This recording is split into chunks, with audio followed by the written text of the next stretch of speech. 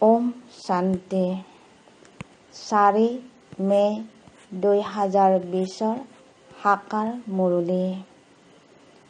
আজিৰ মুখ্য সাৰত বাবাই কৈছে, মৰমৰ সন্তানসকল, নিজৰ স্বভাৱ পিতাৰ সমান সৰল কৰি তুলিবা। তোমালোকৰ কোনো ধৰণৰ অহংকাৰ থাকিব নালাগে। বুদ্ধি যাতে জ্ঞানযুক্ত হয়, অভিমান যাতে নাথাকে। নিজৰ স্বভাৱ পিতাৰ সমান সৰল কৰি তুলিবা। তোমালোকৰ কোনো ধৰণৰ অহংকাৰ থাকিব নালাগে। বুদ্ধি যাতে জ্ঞানযুক্ত হয়, অভিমান যাতে নাথাকে। প্ৰশ্ন: সেৱা কৰিও কিছুমান সন্তান শিশুতকৈও শিশু কেনেকৈ? সেৱা কৰিও কিছুমান সন্তান শিশুতকৈও শিশু কেনেকৈ? উত্তৰত বাবাই কৈছে, কিছুমান সন্তানে সেৱা কৰি থাকে, আনক জ্ঞান শুনাই থাকে, কিন্তু পিতাক স্মৰণ নকৰে। কয়, বাবা, স্মৃতি পাহৰি যাওঁ। সেয়েহে বাবাই তেওঁলোকক শিশুতকৈও শিশু বুলি কয়, কাৰণ সন্তানে কেতিয়াও পিতাকক নাপাহৰে।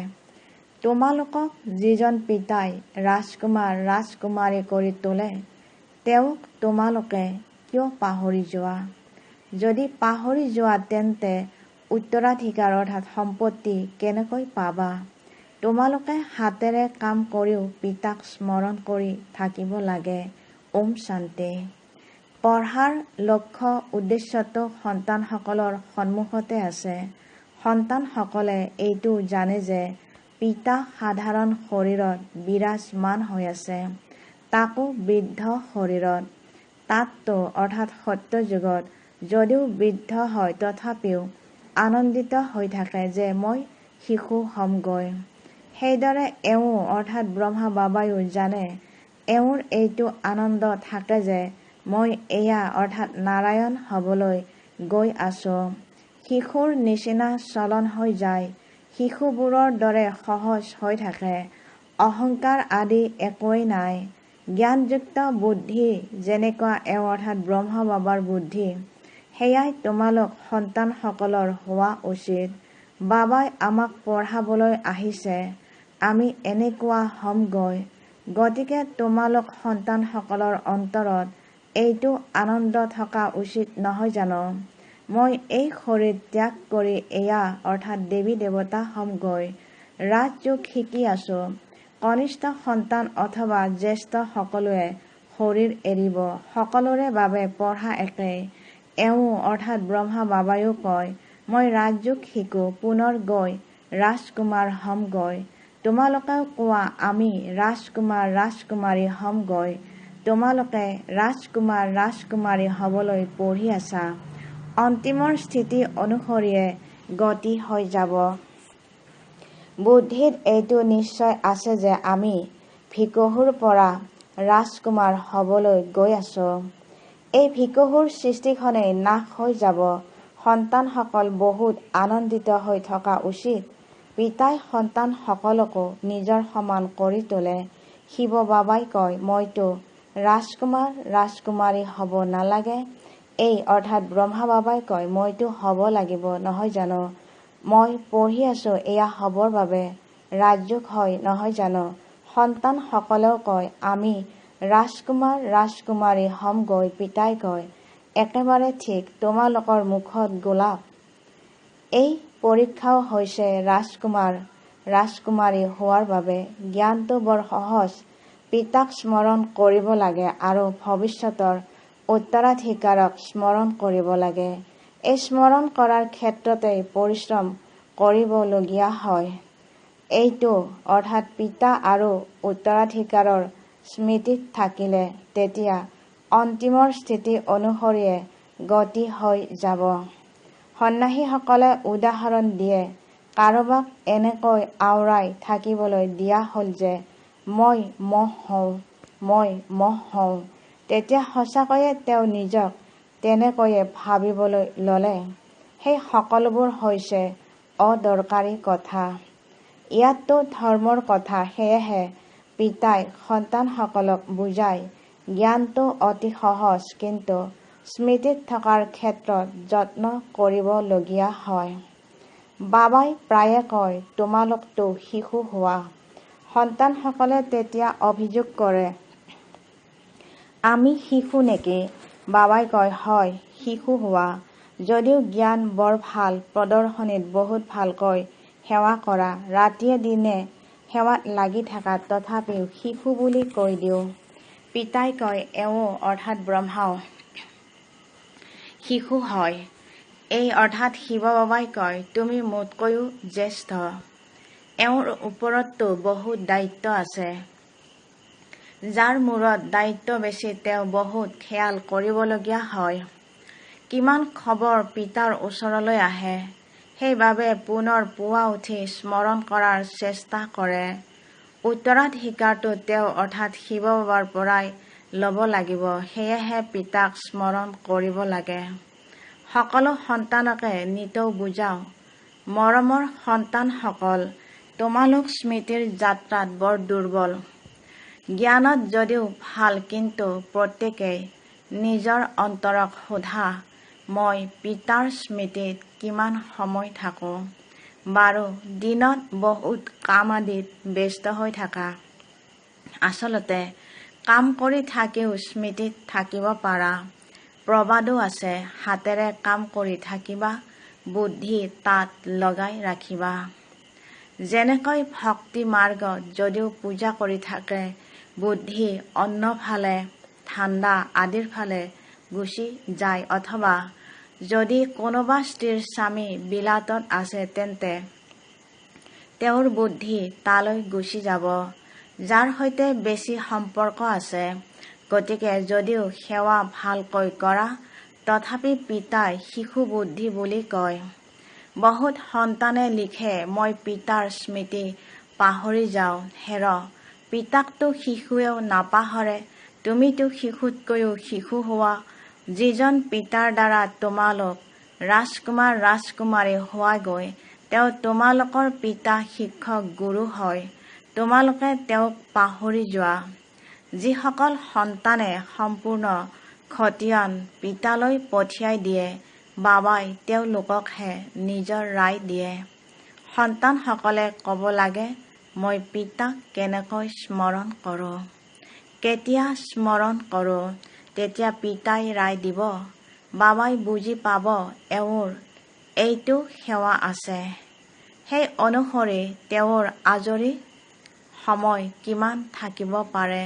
চৰকাৰী চাকৰি কৰাসকলৰ আজৰি সময় বহুত থাকে।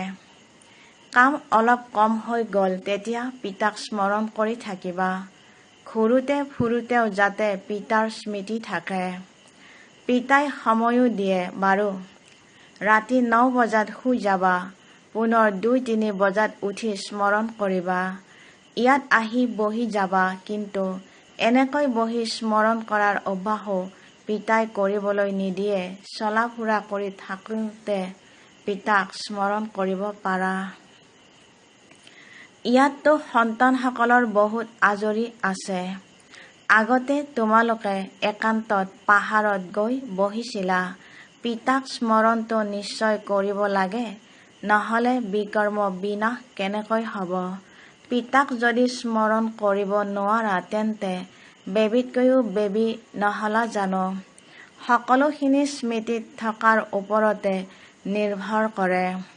পতিত পাৱন পিতাক স্মৰণ কৰিবলৈ পৰিশ্ৰম কৰিবলগীয়া হয়। জ্ঞানটো বহুত সহজ। এইটো জানে ইয়ালৈ আহি সেইসকলে বুজিব, যিসকল কল্পৰ আগতে আহিছিল। সন্তানসকলে নিৰ্দেশনা পাই থাকে।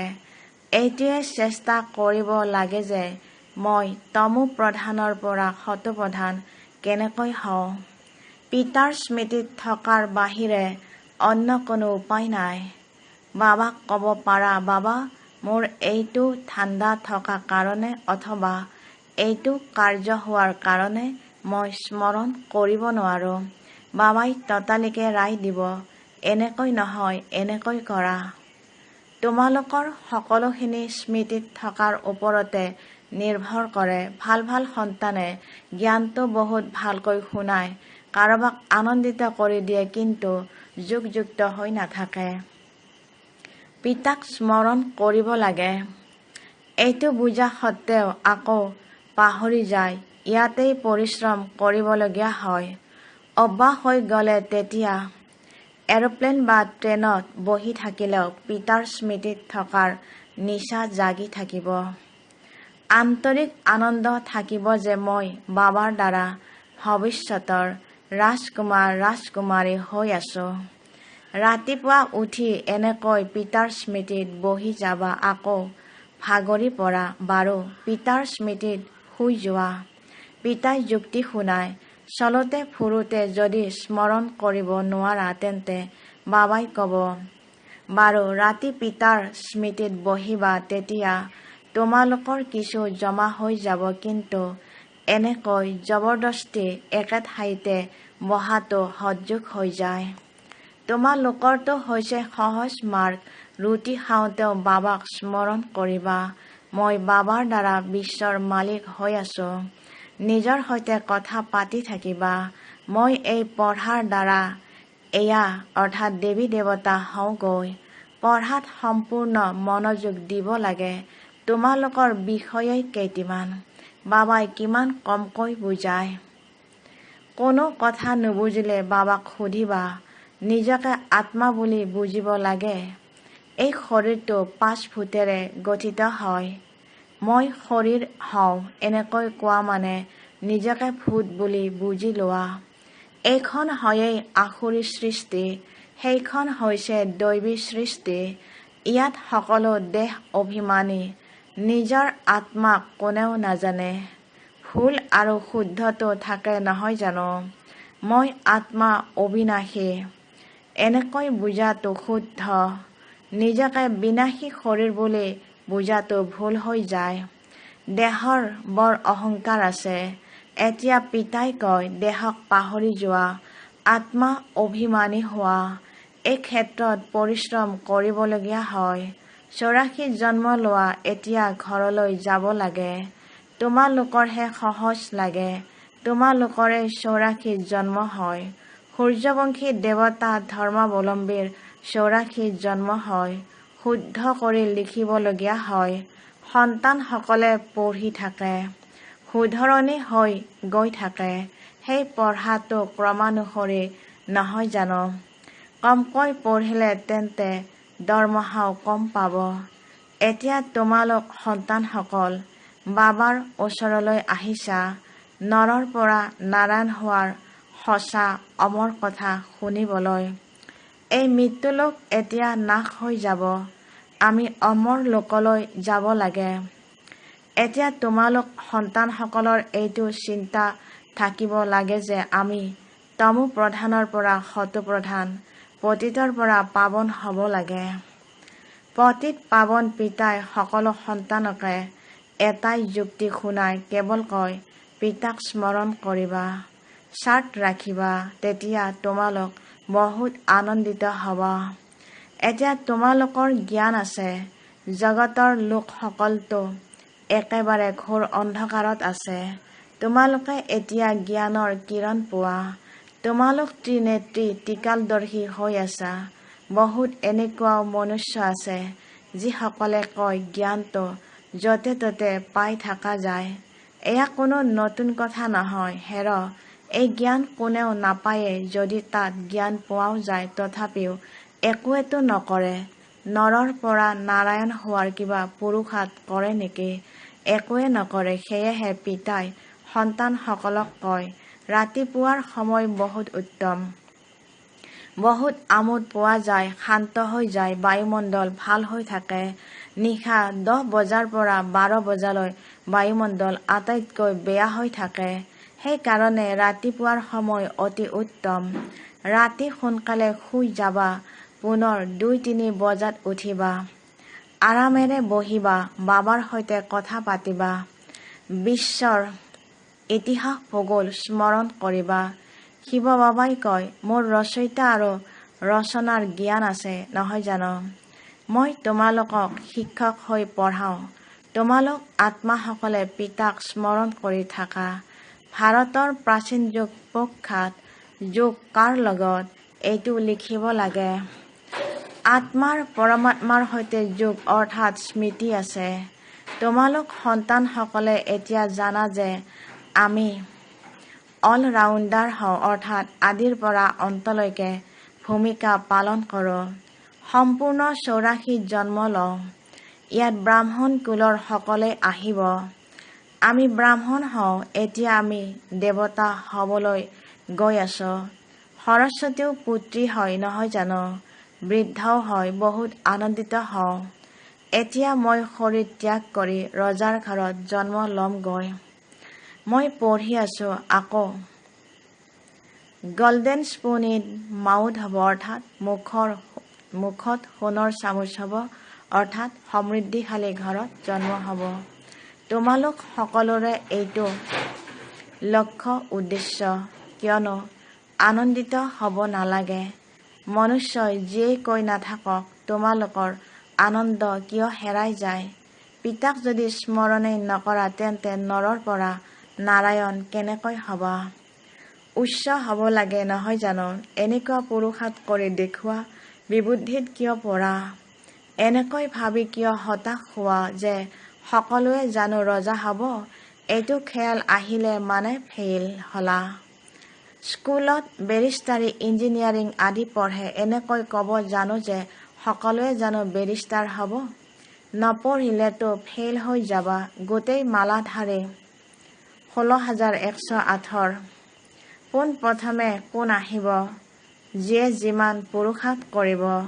এজনে আনজনতকৈ তীব্ৰতাৰে পুৰুষাৰ্থ কৰে নহয় জানো? তোমালোক সন্তানসকলৰ বুদ্ধিত আছে এতিয়া আমি এই পুৰণা শৰীৰ এৰি ঘৰলৈ যাব লাগে। এইটো যদি স্মৃতিত থাকে তেন্তে পুৰুষাৰ্থ তীব্ৰ হৈ যাব। তোমালোক সন্তানসকলৰ বুদ্ধিত থাকিব লাগে যে সকলোৰে মুক্তি জীৱনমুক্তি দাতা হৈছে একমাত্ৰ পিতা। বৰ্তমান সৃষ্টিত ইমান কোটি কোটি মনুষ্য আছে। সত্যযুগত তোমালোক 9 লাখ থাকিবা। তাকো 9 লাখৰ ওচৰা ওচৰি বুলি কোৱা হয়। সত্যযুগত আৰু বেছি কিমান থাকিব? ৰাজ্যত কিছুসংখ্যক লোকটো লাগে নহয় জানো? এয়া ৰাজ্য স্থাপন হৈ আছে। বুদ্ধিয়ে কয় সত্যযুগত বহুত সৰু বৃক্ষ হয়। অতি সুন্দৰ। নামেই হৈছে স্বৰ্গ পেৰাডাইজ। তোমালোক সন্তানসকলৰ বুদ্ধিত গোটেই চক্ৰ ঘূৰি থাকে। এয়াও যদি সদায় ঘূৰি থাকে তেতিয়াও ভাল। এই কাহ আদি হয় এয়া হৈছে কৰ্মভোগ। এয়া পুৰণি জোতা, নতুনটো ইয়াত পোৱা নাযায়। মই পুনৰ জন্মটো নলওঁ। কোনো গৰ্ভতো প্ৰৱেশ নকৰোঁ। মইতো সাধাৰণ শৰীৰত প্ৰৱেশ কৰোঁ।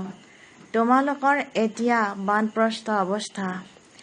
এতিয়া বাণীৰ সিপাৰে শান্তিধামলৈ যাব লাগে। যেনেকৈ ৰাতিৰ পৰা দিন, দিনৰ পৰা ৰাতি নিশ্চয় হ'ব, সেইদৰে পুৰণি সৃষ্টি নিশ্চয় বিনাশ হ'ব। এই সংগম যুগ নিশ্চয় সম্পূৰ্ণ হৈ সত্যযুগ আহিব। সন্তানসকলে স্মৃতিৰ যাত্ৰাৰ প্ৰতি বহুত ধ্যান দিব লাগে। যিটো এতিয়া বহুত কম, সেইবাবে বাবাই শিশু বুলি কয়। শিশুৰ দৰে আচৰণ কৰি দেখুৱাই। এনেকৈ কয় যে বাবাক স্মৰণ কৰিব নোৱাৰো, তেন্তে শিশু বুলিয়ে কম নহয় জানো? তোমালোক সৰু শিশু, পিতাক পাহৰি যোৱা নেকি? অতি মৰমৰ পিতা, শিক্ষক, গুৰু, আধা কল্পৰ আটাইতকৈ মৰমৰ, তেওঁক পাহৰি যোৱা। আধা কল্প দুখত তোমালোকে তেওঁক স্মৰণ কৰি আহিছা। হে ভগৱান, আত্মাই শৰীৰৰ দ্বাৰা কয় নহয় জানো? এতিয়া মই আহিছো, যথাৰীতিৰে স্মৰণ কৰিবা। বহুতক ৰাস্তা দেখুৱাবা। অনাগত দিনত বহুত বৃদ্ধি হৈ থাকিব। ধৰ্মৰ বৃদ্ধিটো হয় নহয় জানো? দৃষ্টান্ত হিচাপে অৰবিন্দ ঘোষৰ কথা ক'ব পাৰি। আজি তেওঁৰ কিমান চেণ্টাৰ আছে। এতিয়া তোমালোকে জানা যে সেই সকলোবোৰ হৈছে ভক্তি মাৰ্গ।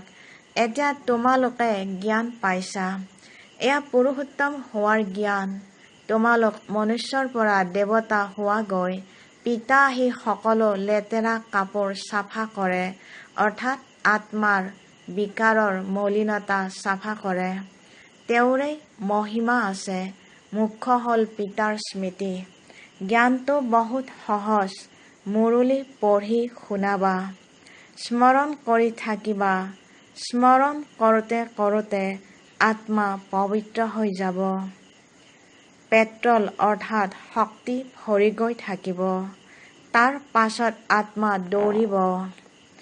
এয়া শিৱ বাবাৰ বৰযাত্ৰী বুলিয়ে কোৱা বা সন্তান বুলিয়ে কোৱা। পিতাই কয়, মই আহিছোঁ তোমালোকক কাম চিতাৰ পৰা নমাই এতিয়া যোগ চিতাত বহুৱাও। যোগৰ দ্বাৰা স্বাস্থ্য, জ্ঞানৰ দ্বাৰা ধন সম্পত্তি পোৱা যায়। ভাল বাৰু। অতি মৰমৰ কল্পৰ পাছত পুনৰাই লগ পোৱা সন্তানসকলৰ প্ৰতি মাতা পিতা বাপ দাদাৰ স্নেহপূৰ্ণ স্মৰণ আৰু সুপ্ৰভাত। আত্মিক পিতাৰ আত্মিক সন্তানসকলক নমস্কাৰ।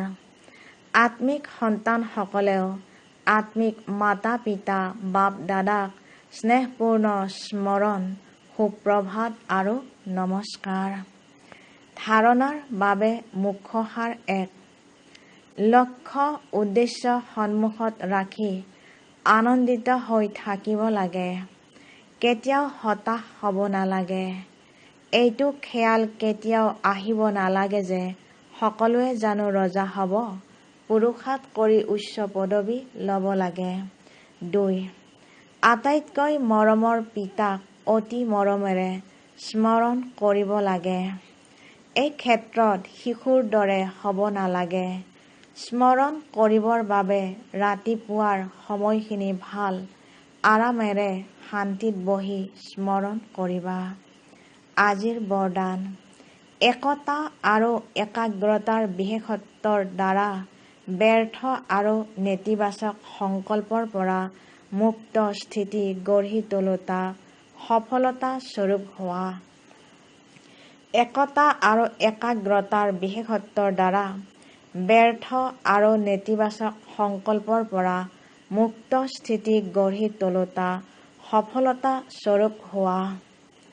বিস্তাৰত বাবাই কৈছে, বাপ দাদাক প্ৰত্যক্ষ কৰাৰ কাৰ্যত সফলতাৰ বৰদান প্ৰাপ্ত কৰিবলৈ সদায় এক হৈ এজনক প্ৰত্যক্ষ কৰাবা। একতাৰ এটা আঙুলিয়েই সহযোগৰ নিৰ্দেশন হিচাপে দেখুওৱা হৈছে আৰু একাগ্ৰতা অৰ্থাৎ সদায় ব্যৰ্থ আৰু নেতিবাচক সংকল্পৰ পৰা মুক্ত স্থিতিৰ দ্বাৰাহে সফলতা ডিঙিৰ সাৰ হৈ যায়। কিন্তু তাৰ বাবে সদায় এইটোৱেই শ্লোগান স্মৃতিত থাকিব লাগে যে সমস্যা স্বৰূপো নহওঁ, নতুবা সমস্যাক দেখি বিচলিতো নহওঁ, সদায় সমাধান স্বৰূপ হৈ থাকিম। আজিৰ শ্লোগান: বাপ দাদাৰ ছত্ৰছায়াৰ তলত থাকিবা, তেতিয়া মায়াৰ ছায়া পৰিব নোৱাৰে। বাপ দাদাৰ ছত্ৰছায়াৰ তলত থাকিবা, তেতিয়া মায়াৰ ছায়া পৰিব নোৱাৰে। ওম শান্তি। ওম